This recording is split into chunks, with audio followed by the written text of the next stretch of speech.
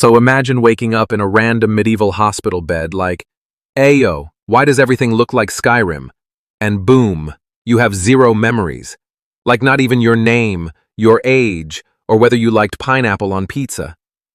Well, our main guy, let's call him Amnesia-kun, opens his eyes in this new world and is like, cool, I don't know who I am, but I'm already cracked at this game. Turns out my man voluntarily sold his memories to a literal goddess so he could get some juicy reincarnation perks. That's like trading your birth certificate for max stats and a high-speed Wi-Fi connection. But hey, who needs trauma and identity when you've got S-tier cheat codes? And before you ask, yes, he's built like a protagonist. Tall, black hair, calm voice, and somehow always cooler than everyone in the room without trying. Basically, he's what every gamer thinks they look like when they equip their legendary armor set in an MMORPG. Now the goddess he sold his memories to? Yeah, she's casually chillin' in heaven swiping through the multiverse like Tinder, but for summoners. She's like, you're cute, you're OP, I'll keep watching you like a reality show. Also, bonus plot twist, she's now his first summon. Yep, bro summoned a literal deity, starting off strong. Anyway, our memoryless menace now roams the world with goddess energy and a summoning skill that makes Pokemon trainers look like amateurs. And unlike Ash Ketchum, this dude doesn't even need gym badges. He just claps monsters and says, you're mine now. Enter Clotho, his second summon. She's a cute little slime ball, literally. Think of her as a living squishy keychain that can swallow enemies and goes, ooh-woo, while disintegrating demons. It's adorable and horrifying at the same time. Clotho is the pet every Gen Z person wants. Low maintenance, high murder. But now it's time for our summoner to touch grass, aka venture into society. He pulls up to the local adventurers guild like, hey, I'm new here. I'd like to casually obliterate your dungeon bosses, please. And the guildmaster is like, welcome, please die responsibly. But nope. Amnesia-kun walks in, grabs a mission, and goes full solo raid boss on day one. While other newbies are out here punching wolves and crying about goblins, he's out here clapping hellhounds like it's Tuesday. Now let's talk about Ethel, a tragic cinnamon roll turned sniper goddess. She's a slave girl he buys because capitalism in fantasy worlds is always morally questionable. But wait, it's not creepy. Our boy's like, I'll buy your freedom, feed you, and treat you like royalty. But also, can you shoot things from a mile away with absurd precision? And Ethel's like, say less. Turns out, she's basically anime Hawkeye with fire arrows. Girl cooks, snipes, and simps, an absolute triple threat. She falls for Amnesia-kun hard, which is understandable because man's the human equivalent of a limited edition Genshin skin. Slime-chan, the murder marshmallow. Ethel, the humble housewife assassin. And Amnesia-kun himself, just casually rewriting the adventurer leaderboard.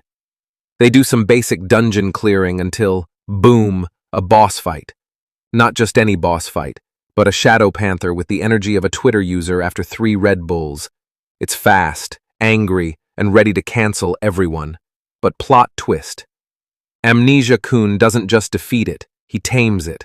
Like, sit, stay, destroy that goblin. Now his summon roster includes a demonic jungle cat with bloodlust issues. Fast forward to more world building. There's an evil kingdom doing classic villain things like sacrificing people, stealing artifacts, and talking dramatically on balconies. These dudes love monologuing more than breathing. So now our boy's dragged into political drama. Some prince is like, we need a hero. And Amnesia-kun's like, I'm not a hero, but I am the final boss. The man pulls up to a war zone, and instead of strategizing, he just drops his summons like Yu-Gi-Oh cards. Goddess, Fire Sniper Waifu, Slime Ball of Doom, Shadow Cat. Boom. Kingdom saved. Also, he picks up another summon during this arc, a literal Death Knight who looks like he bench presses dragons for cardio. He's got a skull for a face and a loyalty level higher than a dog in a Disney movie. And let me just say, the animations during this part? Absurd. 1 minute we're having deep conversations, next minute someone's flying through a mountain. The pacing? Fast enough to give your Wi-Fi anxiety. The characters? Still simping. The MC? Still OP and emotionally unavailable, as all overpowered protagonists must be by law. Meanwhile, Ethel is out here cooking gourmet meals like it's Master Chef, Middle-earth edition. Like how is she roasting boar, making soufflé, and killing demons? Girl's a full buffet with a bow. Also, let's not forget the goddess, who pops in every now and then like a YouTuber cameo.